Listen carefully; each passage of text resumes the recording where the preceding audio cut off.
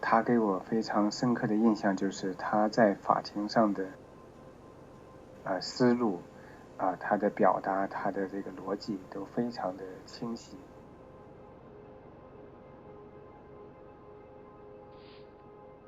当时我听说这件事之后呢，我跟曹大姐在 Skype 上通了几次话，至今曹顺利还在我的 Skype 联系人里面，我不让删去了。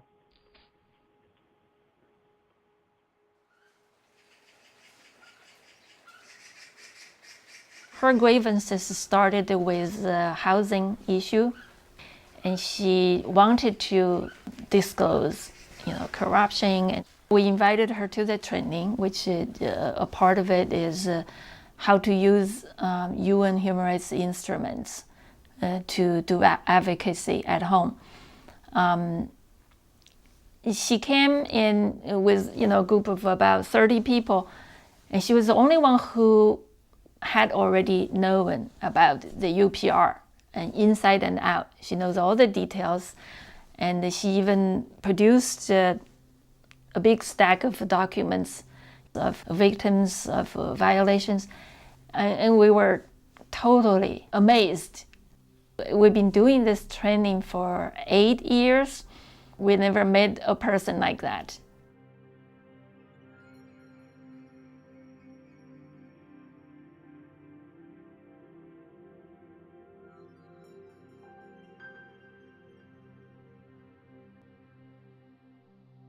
By that time, she had been detained in the re-education through labor camp 2 times. So it was very impressive, somebody who had suffered so much, who had not been crushed, and become so determined not only to seek justice for her personal grievances, but also to devote herself to organizing all the people in the same kind of boat, and to have collective actions.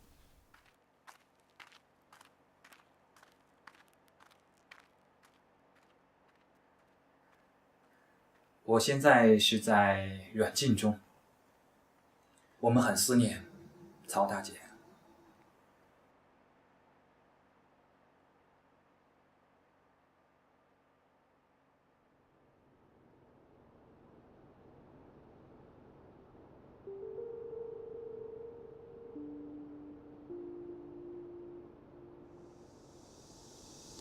其实，她每天都陪伴你。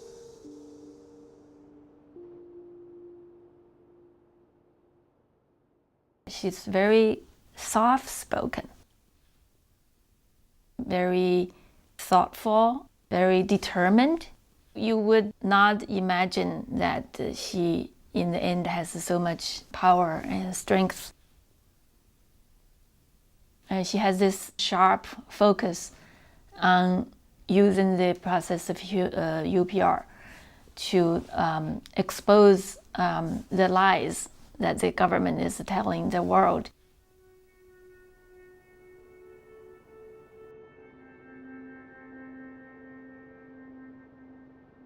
Every activist in China knows that right now the most popular crime used against them is gathering a crowd to disrupt public order. And so she really wanted to avoid that. And meanwhile, you have to still push forward. Otherwise, you don't say anything, you don't make any noise, then you don't do anything. And so she, at the same time, she did prepare a report to be submitted to the UPR. The deadline was April 1, so that was before the set-in. So she submitted in this balanced way, using tactics. The more you go into this process, you find that every step you can be stopped, silenced, persecuted, harassed. In the training, we always give them the examples of past participants and saying, be aware and you decide whether you still want to be part of this. In fact, before we even invite them to come to the training, we would tell them the risk involved.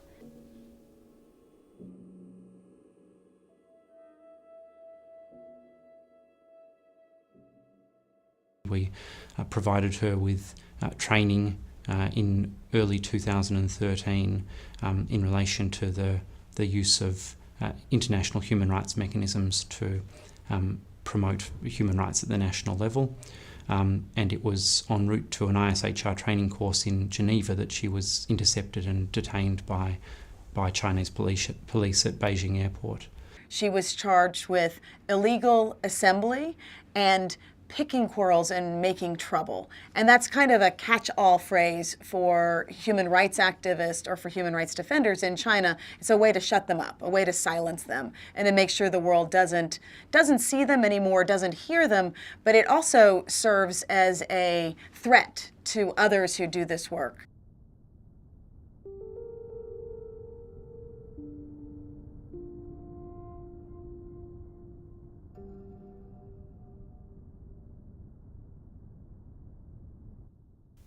They knew, how serious her conditions had developed.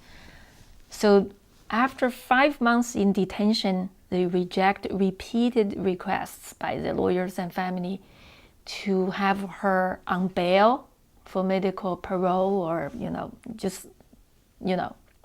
waiting for trial outside. They rejected that. And then suddenly, when she was rushed to the emergency room, they asked the family and lawyers to sign this paper for her bail. And so everybody at the time said, no, there's no way, family and lawyers should sign that paper because now they want to wash their hands of any responsibilities in the case she died. And then one day when the family weren't at the hospital, the government just went to the hospital, issued that paper and gave it to the hospital, said she's no longer in detention.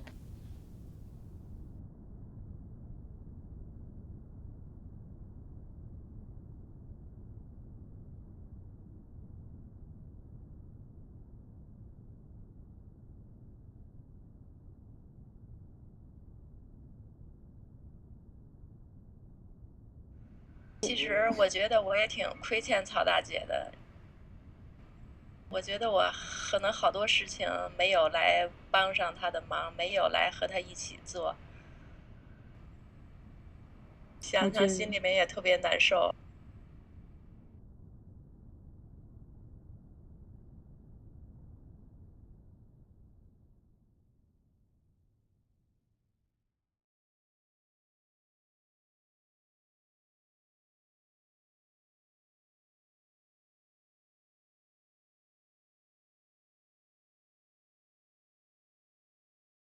Among the recommendations accepted today is one to ensure that human rights defenders can exercise their legitimate activities, including participation in international mechanisms, without being subjected to reprisals. Describing this as already implemented is manifestly untrue. A flagrant case of deadly reprisal is that of Chinese human rights defender Cao Shunli. Cao Shunli died for her attempt to cooperate with the UPR, for her unwavering dedication to the human rights struggle in her country. She paid with her life for her conviction that the United Nations top human rights body would offer civil society some of the space that human rights defenders are denied at home in China. Several human rights defenders have since been either disappeared or detained simply for showing their support for Cao Shunli. Mr. President, as a Council member, China must uphold the highest human rights standards and fully cooperate with the Council. Cao Shunli's detention, ill treatment and ultimately her death is manifestly incompatible with these obligations. Mr. President, ISHR and others will use the remaining time allocated to ISHR to observe a moment of silence to remember Cao Shunli and human rights defenders everywhere who lose their lives in this struggle. S'il vous plaît, j'ai une motion d'ordre de la Chine. Oui, la Chine. 主席先生，人权理事会5协宪1号决议附件第31段明确规定，在人权理事会核可一国国别人权审查报告前，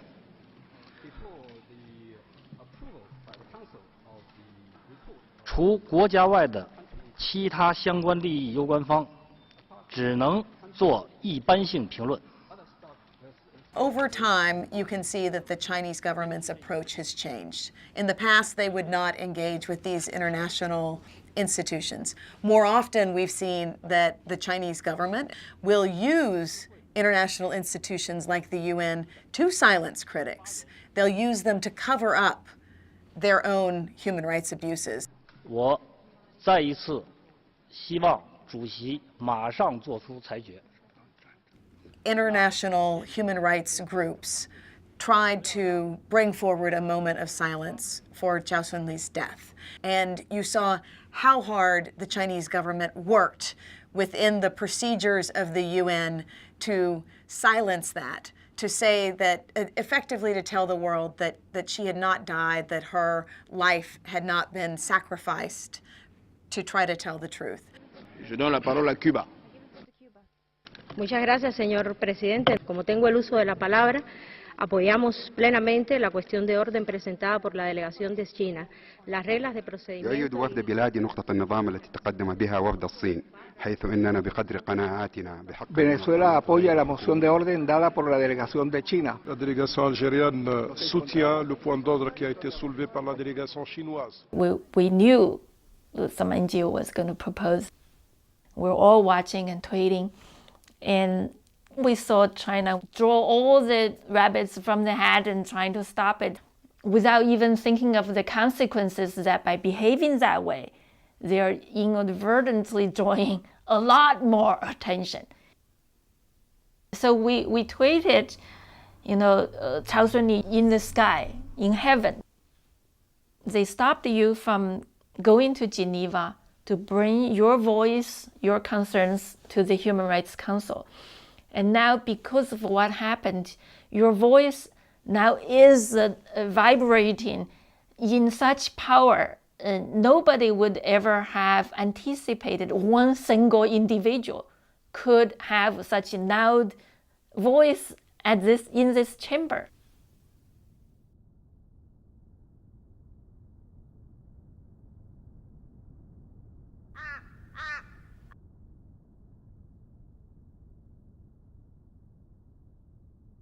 I think China, the government, is creating increasingly more people like Cao Shunli.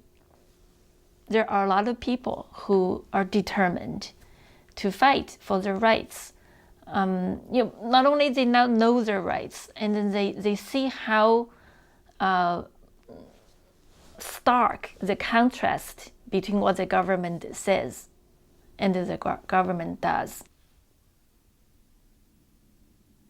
She said, I would one day give you photos from my youth. I look a lot more beautiful. I look terrible after being through what I went through. So we never get to see those photos.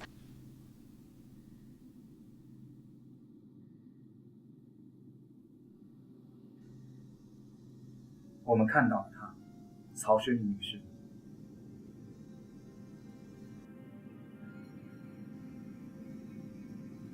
她的精神没有死，她的精神一直陪伴着我们。